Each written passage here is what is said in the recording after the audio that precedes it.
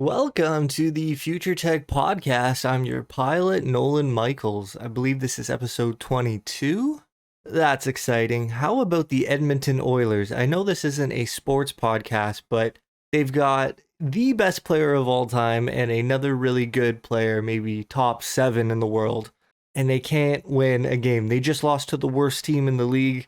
Now they are tied for being the worst team in the league. I feel so bad for Edmonton. They had a couple years there where ownership made them wear the ugliest jerseys I've ever seen. This dark navy and orange, like what I'm wearing. It just didn't look. It was so not. It was the opposite of attractive when their classic jerseys, which is like a white, a much lighter blue, and an orange, looked so good together. Anyways, I feel bad for Edmonton. I feel bad for Connor McDavid. Honestly, any sports town that has a struggling professional team, I feel for you. There's arguably nothing worse than when daylight savings hits and the days get darker sooner. The sun goes down earlier. The sun goes down at like 5:30. And you're thinking, oh, that's okay. My sports team plays tonight. And then there's literally threads on Reddit with thousands of comments because everybody is watching your dumpster fire. It's not a good look, and I really do feel bad for them. Okay, I know at least a couple of topics that I'll be discussing today, and the first, let's air out some grievances. I got a lot of problems with you people. No, okay, that's just a Festivus Seinfeld reference. GPT-4, ChatGPT, has gotten so much worse. And if you're on Reddit or similar websites, I'm sure you will have seen that in the last couple weeks. People talking about the degraded performance of GPT. And it's pretty easy to dismiss what they've been saying. Maybe you're not prompting correctly. Oh, it's been updated for sure, and now you need a new way to prompt. Oh, you're just imagining things. Maybe now you've just gotten used to GPT's output and, because of your frame of reference, now you think it's not very good, but it's basically the same as it's always been. Like, there have been some easy ways to deflect some of the criticisms, but I don't think it's even deniable at this point that this thing, whatever GPT is, a chatbot, an assistant, it's not what it was. And I've had my problems with it lately, but I'm at the point where I'm probably going to cancel my subscription. Like, what? Oof. If this was a real person, an assistant, an employee, I wouldn't want to work with this person anymore. They're no longer helpful. I was actually getting irritated yesterday trying to get help from GPT.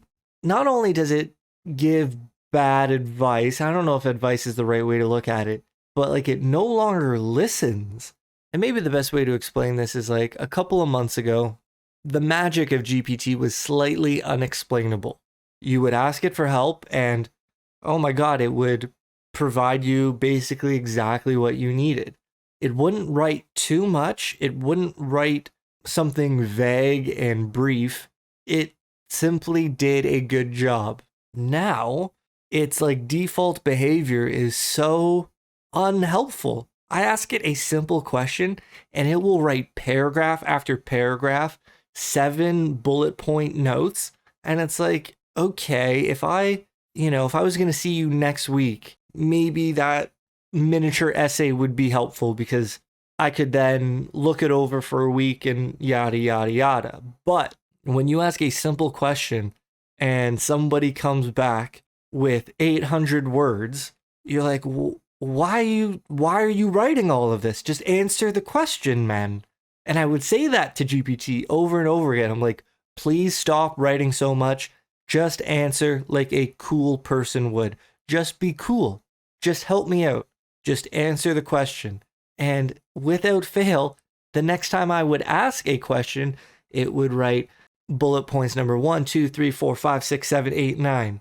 And then it would summarize that at the end. I'm like, can you just include the summary? Why are you writing so much? I don't want to read all that. I ain't going to read all that. I hope it's going well for you, or I'm sorry that happened. It's honestly, it feels like, oof. Again, if you had an assistant and you said, "Hey, can you get me a coffee?" and it brought you 10 different coffees and said, "Well, you might like this one, but this might also work for you. And I have to suggest this because my training data told me that variety is important. So here's another cup." And you'd look at it and be like, "What am I going to do with 10 cups of coffee? Just get me a cup of coffee." Like, it does not have to be complicated. And GPT just complicates things. And then when you say, "Please just relax and give it to me straight, doc," it is sort of able to. It recognizes that, like, "Oh, sorry for acting that way. Here it is. Here's what you need." And it's like, okay, but let me put it this way. If it were to act strange a few months ago, you could correct it and it would follow your lead. Now, when you correct it, it stumbles immediately. There's no learning going on in the conversation anymore. Like, the magic is gone. And I don't know if I manifested that because I'd seen all these reports online. And I don't know if all those testimonies online about the degradation, is that the right word, of GPT, I don't know if they all contributed and it was like a self-fulfilling prophecy that if you think GPT is going to screw up and act worse, then anything it does you'll perceive as not being what you wanted. I think that's real. Some sort of mass placebo effect. Maybe that's not the right way to explain it, but sort of the digital idea of hypochondria, where you think something is wrong, so you see everything as being wrong, or something is wrong with what you're doing. I think that's a possibility. However, I also think when there's smoke, there's fire. OpenAI clearly did something to GPT. Well, they admitted that they turned it into GPT-4 Turbo so that it will respond faster. And if you've been on the peripheral of AI the past year, you'll know that the faster it makes something, the worse it is. Now, what it makes might still be like a 9 out of 10, but if it was allowed to take longer, it would produce better results. And I honestly have no idea why these companies still pursue speed when quality is way more important. If you can write me a message in 20 seconds, why not just take the 40 seconds? Like, why does there need to be a turbo when speed is already so fast? If GPT got back to you in 10 minutes, I don't think anybody would have a problem with it. You know what? I bet everybody would be better at prompting if this thing responded to you in 10 minutes because you would take the time to make sure you wrote exactly what you needed to write. And GPT was not slow before. There was no reason to speed this up if there was, in fact, a slight reduction in output, quality of output. And I have to say, I've been quite frustrated with GPT. And then it makes me really wonder, what is OpenAI's goal? Is their goal to reach every single human and therefore they're sort of racing to the bottom in the sense that the majority of people, maybe like 95% of people, won't be able to tell the difference between a quality response and a less than quality response? And maybe if people don't know how good GPT was, they don't know what they're missing out on. But for anyone who has really been helped by that AI, now it's just so clear that it's not as helpful. And it's really in the type of response. Before, it would just give you your answer in like a paragraph or maybe a couple of sentences. It never wrote more than it needed to. And now all it does is write paragraph after paragraph. And it's so frustrating. Have you noticed this? I feel like I'm at the point where I really have to look at other AIs now. And I never wanted to do that. GPT was fine the way it was perfect. And I don't know, is it just like change for change's sake that has led to something less than desirable?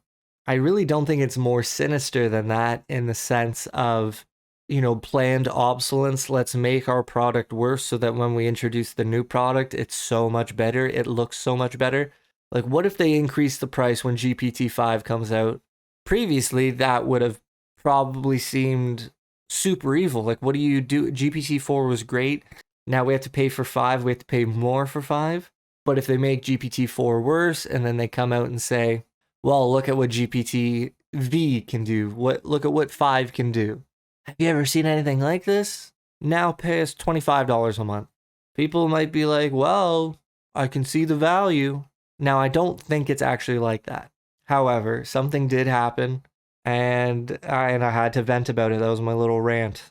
I am not impressed, as George St. Pierre would say. Yeah, it's like just a bummer, you know? And I've talked about this before. It's not a bummer because I rely on GPT. It's a bummer because I could do all these. I could Google things. I could figure out what was wrong with my microphone, but I could do it through GPT so much faster. If I ask what's wrong with my microphone and what settings I should change, I don't want 10 steps. I don't want, well, you could do this, but this might also be the problem, and you'll only really know if you do this and that. I'm like, no. You know what the problem is. Give me one step at a time. Like, if I have to test 10 things to figure out what's wrong with a certain topic, why would I want to know all 10 things I need to test at once? Like, give me the first thing to try. If you're working with a personal trainer, they're not going to show you all 10 stretches you need to do at the beginning. They're not going to tell you all your stretches and then say, go do it. No, they're going to give you one stretch at a time. It's basic communication. And that, I think, is what the magic of GPT was. It was really good at communicating. Now it's honestly embarrassing and disappointing. And okay, I'm not going to rant anymore.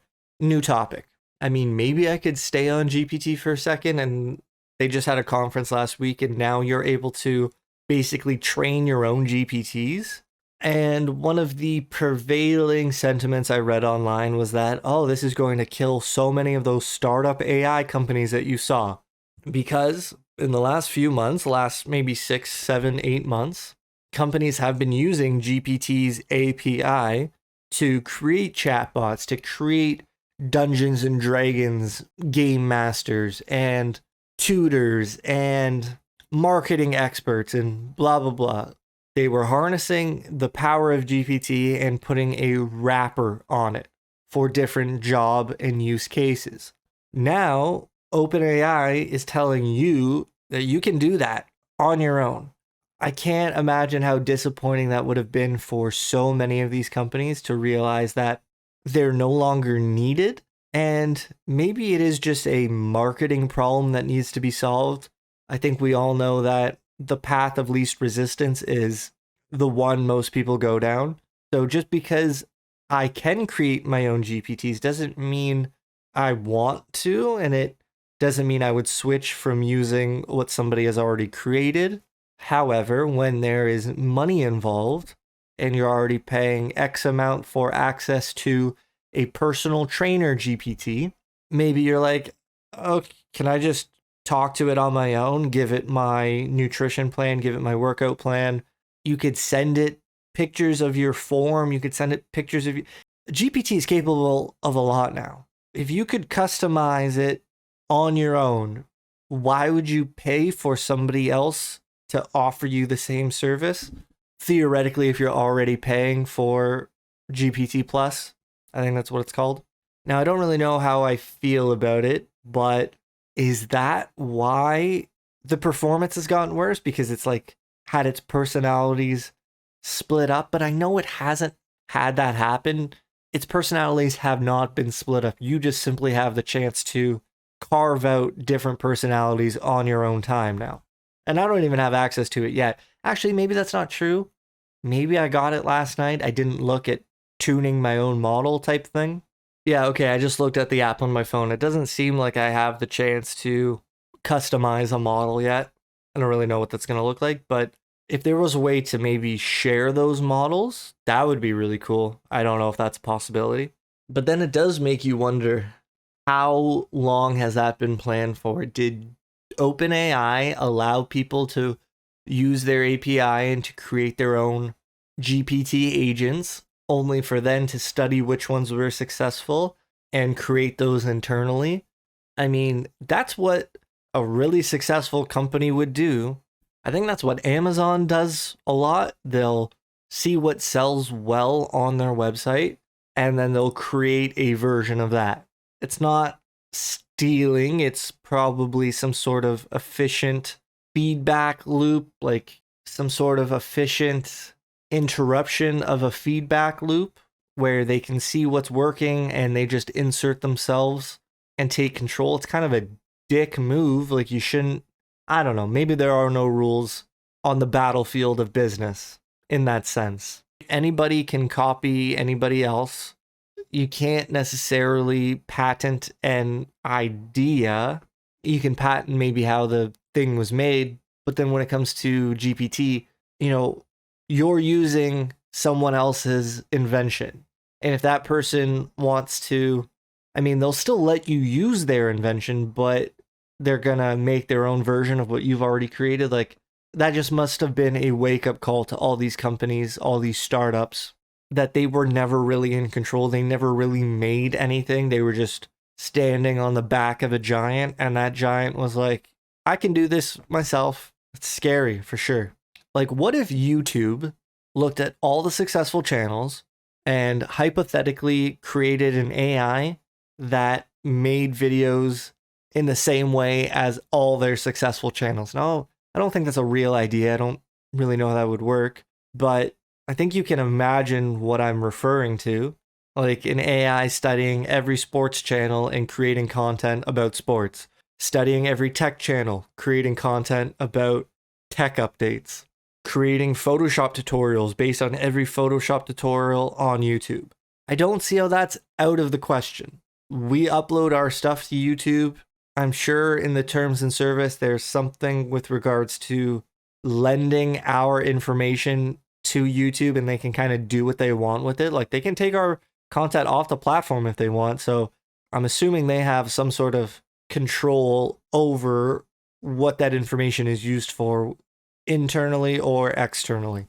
Now, I don't know. I'm not trying to sound any alarms, but I think that's the kind of thing you have to be aware of, that people are going to piggyback off of you, and you just have to hope that the big guy doesn't jump on your back.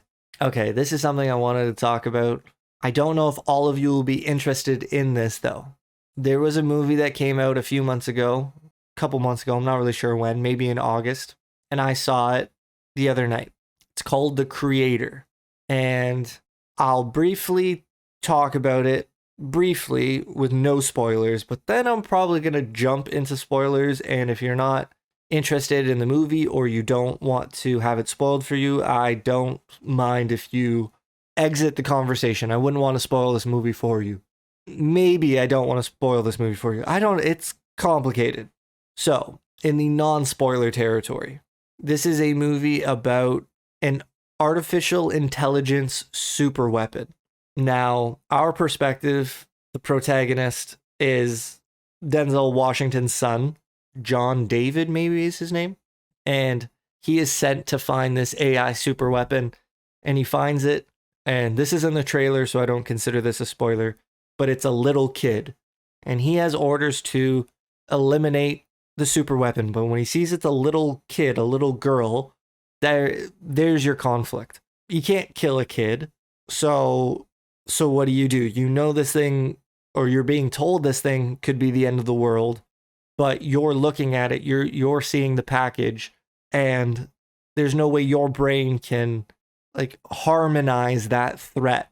It's a tough choice. And this doesn't really have anything to do with the movie, but this was my movie experience. So in the theater, you have your screen in front of you, but I guess this was a special theater or just a special thing they do for some movies. I don't really know, but the left and right walls had projectors on them. And at certain points throughout the movie, maybe about 5 or 6 times, the main movie screen would be expanded to the left and right wall. So if you're watching the main frame and somebody walked off of camera, you would now see them walking off of camera. You would see them on the left and the right.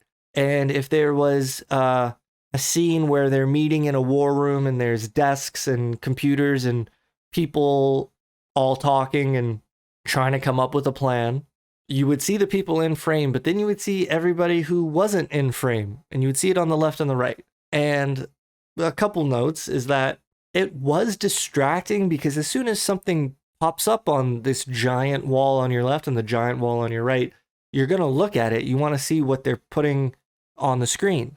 And when you're looking to the left and right, you're not looking at the movie, and that's not the best movie going experience, to be actively looking away from what they wanted to film. And also, the theater got a lot brighter now when there are two walls also lit up. And that's just also very strange to have experienced during a movie. Like, you're normally in darkness, and now things are just kind of lit up around you. You can just see a lot more. However, a really cool thing about it is the timing of when they chose to do it in the movie. Let's say there was an action scene, there's some fighting going on, some shooting, some explosions, or maybe you know that's about to happen. You're about to enter an action scene. Maybe the music is swelling up and you can see the look on everyone's faces. They know they're about to be in some sort of conflict. When that happens and the movie goes from your screen to the walls that surround it, that was pretty powerful. Like, I guess it's kind of hard to explain. One, because you've probably never seen it yourself. I had never heard of it, couldn't really imagine what that would have been like. But to be introduced to a scene in that way was a pretty big evolution in the movie theater experience. Now, did it really work that well? It's hard to say. The resolution wasn't that good. It wasn't as good as the main screen because these are just projectors onto a wall. There were no screens on the wall, so the color was a little off. There's also nothing particularly exciting happening on either side. It's just the rest of the scene that was cut out of the frame. But then I'm wondering, how did they film this? How did they make that possible? And I was glued to both sides trying to figure out how did they do this? Did they film really wide and then zoom in on the main screen for what they wanted? And then every once in a while they would just, show off the bigger part of the scene, the bigger part of what they filmed. And I think I shut that down immediately. I mean, obviously I could have Googled how this happened, but I wanted to try and figure this out on my own. So I don't think that's how they did it. I don't think they cropped into what they wanted and every once in a while expanded the crop to either side. Because nobody would ever film like that. You would never get an emotional scene of an actor's face. You would never film that from really far away, thinking in your head that in a couple of movie theaters, I'm going to zoom in really far, and I still want the rest of the scene on the sides. Like, there's no way. If you're filming something, take out your phone and focus on something. You're going to zoom in on what you want. You're going to frame it how you want. You're never going to film really far away and assume later that you'll be able to zoom in and get the look you want. So I was like, that's definitely not how they did it. I did think that maybe they had multiple cameras set up in the sense of you have your main camera, the main frame, and then if you had synchronized cameras on the left and right, so at all times you were filming to the left and to the right, and maybe you would pick up something that you normally weren't going to see. So, maybe you choose the right camera as the main look, as the main source. But when you weren't doing that, you knew at certain points in the movie you would have a lot bigger of a picture filmed and you could show that on the walls. Thinking like that might be the most logical answer to how they got the scene expanded, but I don't think that's how they did it either. Because when I was studying the left and the right walls, something didn't look right. Something was off. And it was kind of hard to tell because the resolution was different. So you didn't know if just a lower res image was what you were consciously being like, oh, that doesn't add up. But when somebody would walk off the frame of the main screen and then they would appear on the left or on the right, I could tell that it was not the same person. Like, a person walks across the screen, leaves the main source, shows up on the right wall. When they're on the right wall, that it wasn't a real person. Like, you could just tell the weight of them, it wasn't real. And maybe a soldier is sprinting off of the camera, off of the screen. And then when they show up on the wall, they're sprinting in a unnatural way. Like, it wasn't the same person. It wasn't a person. There was no, I don't know how else to describe that besides that lady freaking out on the plane. Like, that guy's not real. Like, and it all happens so quick, and a movie is going on. So you're looking at the main screen. You're never really going to be looking at the left and the right. But because I really wanted to figure out what was happening, that's why I was looking. And I really don't think the left and the right expansions were filmed on the same day. I don't even think they were real in any sense. And one thing I really noticed was, like, if the view of the scene is framed, and like I said earlier, maybe they're showing off people talking and some people are sitting at a desk, and the desk was cut off. When the desk is expanded to be on the left side of the screen, I could see that the desk wasn't the same. Like, it's split, and what you see on the main camera was a regular desk, but then its continuation wasn't the same thing. It just didn't look the same. It looked similar, but something wasn't right. And because the movie is about AI, I had the thought that, did they use AI to create the rest of the scene? To expand, to gen fill the rest of the video? I don't think they did that either, because it was better than any gen fill you've ever seen. So I'm pretty sure that's not how they did it. Which brings me to my guess, is that you film this movie and you're talking to theater distributors, publishers. I don't know what a movie theater franchise is called. Maybe it's a distributor. And they're thinking, how do we get people in the cinema? We're doing D-Box where your seats shake, and 3D, and you're trying to create a better movie experience in person in theater. So maybe some marketing executives are sitting in the back and they're like, well, we got two other giant walls here on the left or right. What if the movie was all around you? And then one guy mentions, well, how are they going to do that if you don't film it? Like, what footage are you going to put on the left and right? So my theory is that they have the finished movie and they contact some sort of visual effects studio, and they say, at 6 points throughout this movie for 2 minutes at a time, so 12 minutes total. I don't know, maybe it was more than that, but you tell the studio, a handful of minutes, we're going to want to expand the frame. And then it's up to this studio to notice that a soldier is running off of camera. Then it's their job to create what it would look like when that soldier runs off of camera. And I'm sure they did their best to make it look like someone was running, but this is such a niche experience that maybe the budget wasn't very high, and like that's why the desks wouldn't match, and that's why just something seemed off. Now, I could be totally wrong about that, but I would guess that that's how it was done. It'd be really interesting to see if I was wrong about that. But again, something wasn't quite right. And if it was filmed on location, it would have been perfect. If it was done by the director, it would have been better. It really seems like a third party was in charge of painting digitally in 3D motion what the rest of this scene should look like. And a lot of the landscape scenes worked pretty well. If you're in the mountains in a village, you're going to see some trees on the left and some trees on the right. Those looked okay when they were expanded, but it was really only a handful of times when a person or when there was something moving where I'm like, that's not real. Like, what? Why did they? Who did that? And my solution is that it's a third-party company that was able to fill in the gaps. So there's my non-spoiler review. And now a slightly spoiler-ish review before I go into full spoilers, in case you're still interested. This was my favorite movie of all time for like 65% of the film. That last 35% of the film is so weird. And endings are super important, because if the ending sucks, it's going to taint everything that happened before it.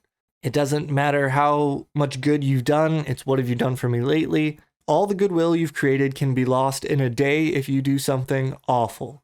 Now, I don't think the ending of this movie is awful. It's just so, ugh, what? Like, why?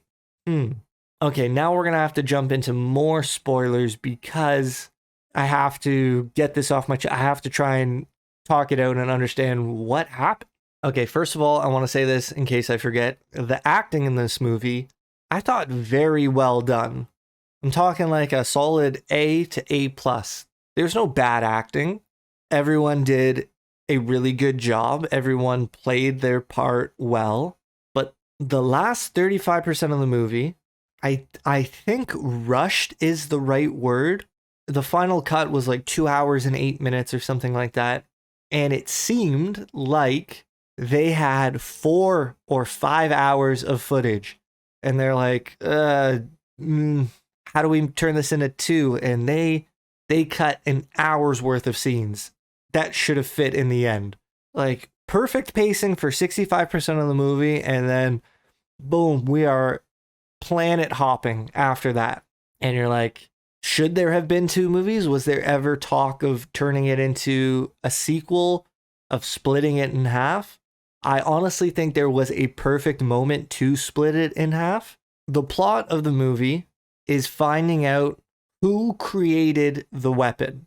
It's called Nirmata. That's why the movie's called The Creator. They're hunting for the creator of the little child AI. That's what the name refers to. And that is the main goal of the movie through 65% of it. And then you find out who the creator is, and you're like, what? Then what's the rest of the movie about? And it's so hard to talk about this. I know I said I would do spoilers, but like, I don't want to. This is my first time doing a movie review of this sense, so give me a break for a second here.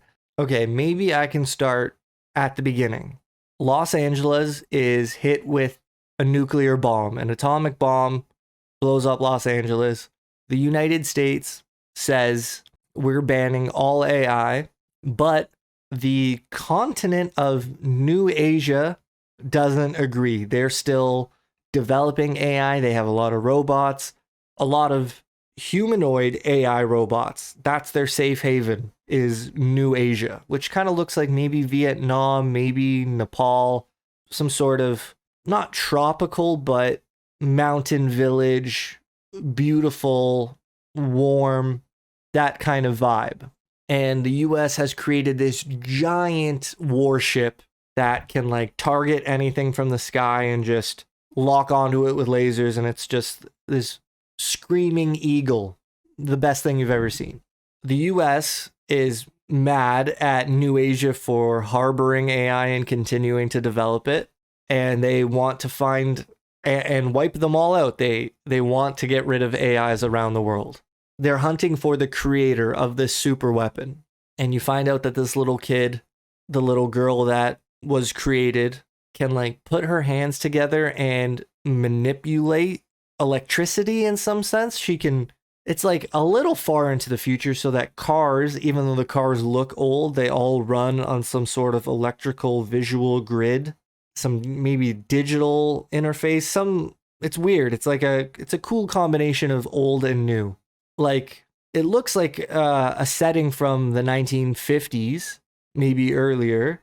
There's monks, people live in villages, straw huts and whatever, but also with AI and a lot of electricity. So it's kind of hard to place it in your mind. And the little girl, she can like turn a TV off if she thinks about it, or turn it back on once it's turned off. And you find out that the older she grows, the more powerful she's going to be. And she was created to liberate the AI and keep them safe. Boy, there's a lot to talk about in this movie. And the whole mystery is, who is the creator? The main character, Mr. Washington, was undercover in New Asia, and he had fallen in love with a girl, Maya, and they married, and Maya was pregnant, but he was undercover, and I don't think she knew that. Maybe she did. US Army shows up, pulls him from out undercover and says, no, you got to come home. Your mission's over. and they bomb his wife and all their AI friends. That happens at the beginning of the movie. Maybe I'm not telling this well at all. So, who is the creator? Washington, our main guy, that's his real name. Maybe his name's Josh in the movie. He gets sent back in because he knows the land. He spent a bunch of years there. And he was told that his wife was still alive in some way. He was like shown video of it. So he thinks there's a chance he can see his wife again. So he goes back in to find his wife, but also help the US by eliminating this super weapon. So he finds the child. He doesn't want to destroy the kid yet because he wants the kid to help find the wife. So who is the creator? Who created the child? There's some theory that it was the wife's father and that the wife, Maya, would lead him to Nirmata, the creator. But you hear at one point, okay, it's not the dad. So who's the creator? This is a really interesting mystery. Are they going to show up?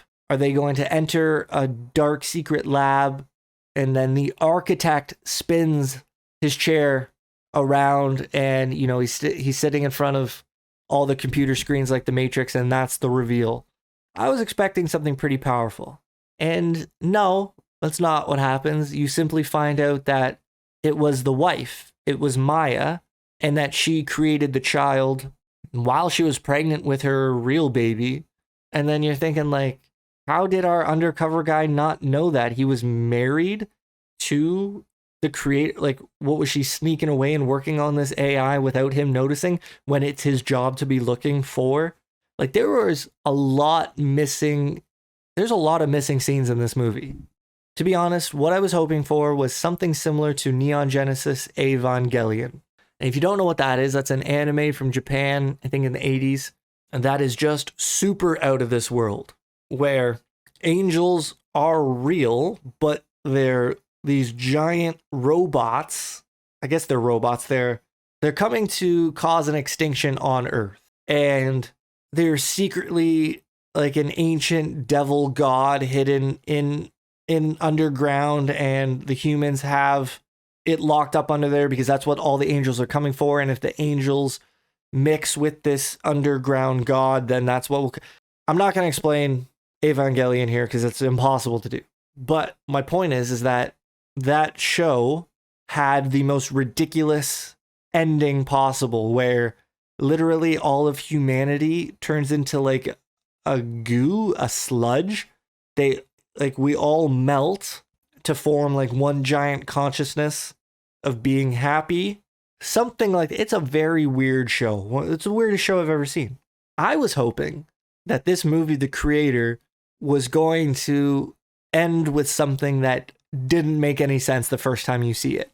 Maybe, you know, they go up into the mountains and secretly one of these mountains is actually hollow, and they go to the bottom and they find that the creator is there, and maybe the creator is some sort of humanoid alien, or maybe it's an alien that we wouldn't be able to recognize, but maybe it has an eyeball and it looks at you, and it's like some sort of, whoa, what is that? And you have the human perspective being like, what am I looking at right now? And maybe it's like that movie Annihilation, where you get a lot of distorted sounds when you're near the alien and something. But no, it didn't do anything like that. You simply find out that the main guy's wife was the creator, and that she created this little girl AI with the help of her real human embryo before she passed away. But then, okay, look, you see this lady get hit by a bomb, like it lands directly on top of her, but then you find out that she's been in a coma for the last 5 years or something like that, 8 years maybe. And she's being kept alive by all these machines and by these AI robots because she is the creator. And our main guy finds his wife, you know, sleeping there comatose. And he's like, why are you doing this to her? Like, why are you holding her like this? And they say that they can't hurt her, so that's why they can't pull the plug. So he does that for them. He just ends his wife's suffering there. And you're like, okay, so why is it called the creator? Like, what are we what's the point? And I know what I'm saying right now might not make this movie sound very good. And that's what I mean. I thought the movie should have ended there. They find the wife laying on the table. That's the creator, blah, blah, blah. But then the movie goes on for like another 40 minutes. The little AI girl gets captured along with our main guy, taken back to the US. They're experimenting on her. They give our main guy an EMP gun and says, go end her life. Do it in a humanitarian way. It will be painless for her. And if you don't do it, we're going to dissect her and make it even worse. So then the guy goes into the room, shoots her with the EMP gun. But, you know, the movie's still going at a pretty rapid pace. So you're like, that something wasn't right there. Then the main guy is like, what are you going to do with the body? And I think the general says we're going to maybe incinerate her at Ground Zero where the nuclear blast happened in Los Angeles. And the guy says, I want to be there for it. And the general says, man, this isn't a funeral. And the main guy says, well, it is for me. So he gets to ride in the back of a hearse. Maybe it's not really a hearse. Maybe it's just like a government van with the body of the AI child. And then pretty quickly, the army finds out. They call the general and they're like, we found that the main guy said something to the little girl before he shot her. And they play the clip and it's like, I'm not turning you off. I'm just putting you on standby. Like, you know, instead of unplugging her, he was just, you know, putting her to sleep or something like that. So the general is like, stop that van. You know, he sees that there's going to be some sort of sneak attack. And then the guy wakes the little girl up now and says, do the plan, do the plan. And the little girl causes a crash, like puts her hands together and makes the van crash itself. And then they somehow this happens in like a tunnel, but they're surrounded by a police escort and they somehow get away. So this is definitely the part of the movie where everyone is like, why are you doing? Like, what is going on? Then the main guy and the little girl are at an airport and it's a pretty cool scene. They're like, next flight to the moon, boarding now. So this guy and the little girl get in line and she sort of hacks the gate machine to let them through. And you're like, okay, this is kind of cool. And what I was thinking is that, oh, they're going to escape to the moon. Maybe the moon has a different set of laws, a different set of rules. It's a different place for AI and maybe they'll be safe there. That was the whole goal, was to get to the moon. Maybe that could have been foreshadowed earlier on. Nonetheless, it wasn't. And they get on board this full plane. Like, it is full of passengers. And the guy tells the little girl to do her thing. And she redirects the plane away from the moon. And she takes it to the big space base air machine ship thing that has the lasers that could kill everybody in New Asia. So now we're like, well, we're just taking everybody to the base, to this war machine. And the general is like, okay, when that thing docks at our space base, finish them off, like, end their lives here. And then when the thing does dock, what's really strange is that there's no longer any passengers on the inside. Like, where did they all go? There must have been a scene where something happened. They must have filmed what happened next and they just cut it from the movie. Like when the army opens the door to this airplane that docks at this bigger ship, it's all dark and there's red lights and it's like, what happened to everybody? Where did everybody go? And then the main guy is like wearing a spacesuit now and he hits like the emergency airlock and the door flies open. So all these army guys weren't prepared. So they go flying into space. Maybe it's just really high altitude. And then the main guy tells the AI girl to go to the main headquarter room and stop the bombs. Oh, I guess the big spaceship was going to bomb every AI lab in New Asia. See, I know I'm not explaining it well, but this movie didn't really explain anything well either. Long story short, the little girl is able to blow up this giant spaceship and get into an escape pod. Our main guy doesn't make it there with her. And this big ship blows up. And then basically the end of the movie is like all these villages in New Asia are like happy, and even the little girl is laughing and smiling because she sees this exploding spaceship. And I'm like, that's how you end the movie, with terrorism? Like, you're just gonna blow up one of the most impressive pieces of technology you've ever seen?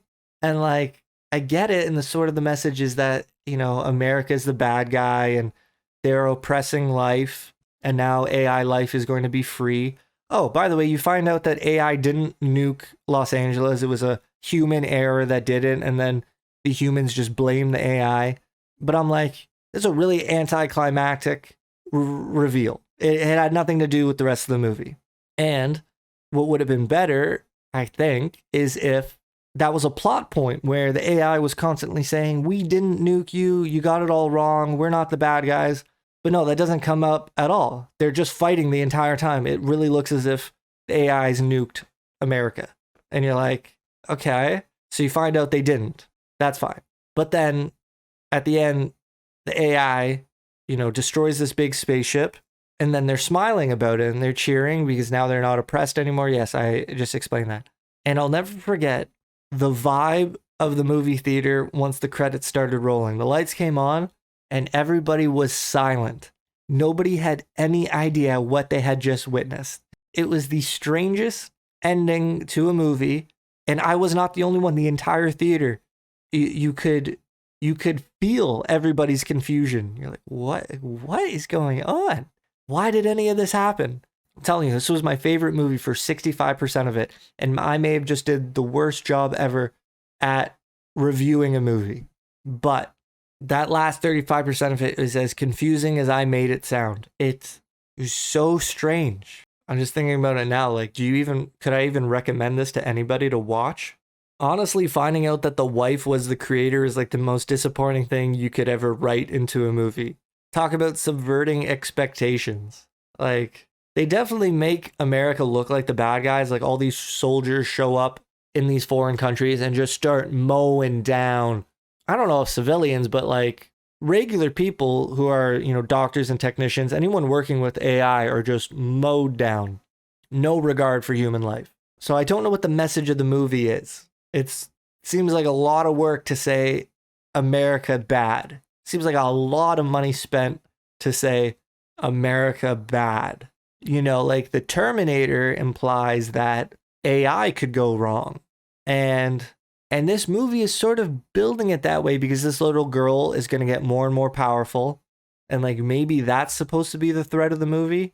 But no, it's not even hinted at being a problem later on. Like, I really don't know. I would love to hear from you if you have seen this movie and if I've missed something that would have made things make more sense.